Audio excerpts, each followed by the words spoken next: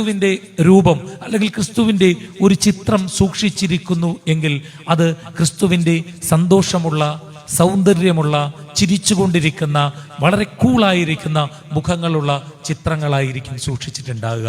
അത് നമുക്ക് കടന്നു ചെല്ലുമ്പോൾ സന്തോഷമാണ് നൽകുന്നത്. പക്ഷേ അങ്ങനെയായിരുന്നു ക്രിസ്തുവിന്റെ ജീവിതം. പിലാത്തോസിന്റെ മുമ്പിൽ നിന്നുകൊണ്ട് അവിടെ വിചാരണ നേരിട്ടിട്ട് മുമ്പോട്ട് പോയ ക്രിസ്തു, നിങ്ങൾ ആ ഒരു രംഗം നിങ്ങളുടെ മനസ്സിലേക്കൊന്ന് ഓർക്കുക. ഞാനത് കുടുംബ ബന്ധങ്ങളിലേക്ക് കൊണ്ടുവരാനാണ് ആഗ്രഹിക്കുന്നത്. പിലാത്തോസിന്റെ മുമ്പിൽ നിന്നുകൊണ്ട് വിചാരണ നേരിട്ടിട്ട് മുന്നോട്ട് പോയ ക്രിസ്തു, ആ ക്രിസ്തു മുന്നോട്ട് പോയപ്പോൾ അദ്ദേഹത്തിന്റെ ജീവിതത്തിൽ എന്തെല്ലാം ബുദ്ധിമുട്ടലുകളാണ് അദ്ദേഹത്തിന് ഏർപ്പെടേണ്ടി വന്നത്. കർത്താവിൻ്റെ മനുഷ്യ അവതാരമായിരുന്നു ക്രിസ്തു. ആ മനുഷ്യ അവതാരം പൂണ്ട അദ്ദേഹം ജീവിതത്തിൽ എന്തെല്ലാം വേദനകളായിരുന്നു അനുഭവിക്കേണ്ടി വന്നത്. ക്രിസ്തുവിൻ്റെ ജനനത്തിന് മുമ്പ് തന്നെ മാലാഖമാർ പറഞ്ഞത് ഭൂമിയിൽ സന്മനസ്സുള്ളവർക്കാണ് സമാധാനം എന്നാണ്.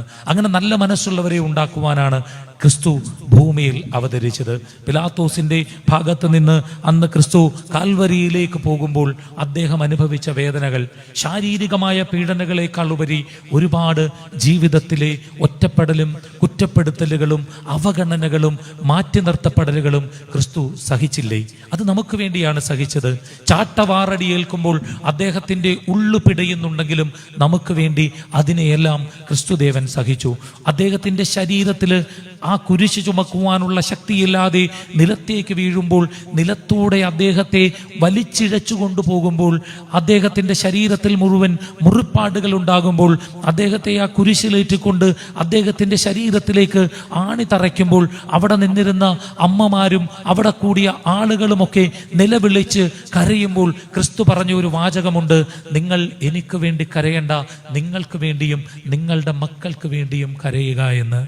ഇന്ന് നമ്മുടെ മക്കൾ ചെയ്യുന്ന ഓരോ കാര്യങ്ങൾ ഓർത്തുകൊണ്ട് അന്ന് ഒരിറ്റ് കണ്ണുനീര് പോലും പൊടിക്കാതിരുന്ന ക്രിസ്തു ഇന്ന് കരയുന്നുണ്ടാകില്ലേ? നിങ്ങൾ ആലോചിച്ച് നോക്കൂ. ഇന്ന് നമ്മുടെ മക്കൾ നമ്മളോട് ചെയ്യുന്ന കാര്യങ്ങൾ, നമ്മൾ നമ്മുടെ കുടുംബാംഗങ്ങളോട് ചെയ്യുന്ന കാര്യങ്ങൾ, രാജ്യങ്ങൾ പരസ്പരം ചെയ്യുന്ന കാര്യങ്ങൾ, ഈ സമൂഹം ചെയ്യുന്ന കാര്യങ്ങൾ കാണുമ്പോൾ ക്രിസ്തുവിന്റെ കണ്ണിൽ നിന്ന് ഒരിറ്റ് കണ്ണുനീർ ഇന്ന് പൊടിയുന്നുണ്ടാകില്ലേ? അദ്ദേഹം വേദനിക്കുന്നുണ്ടാകില്ലേ?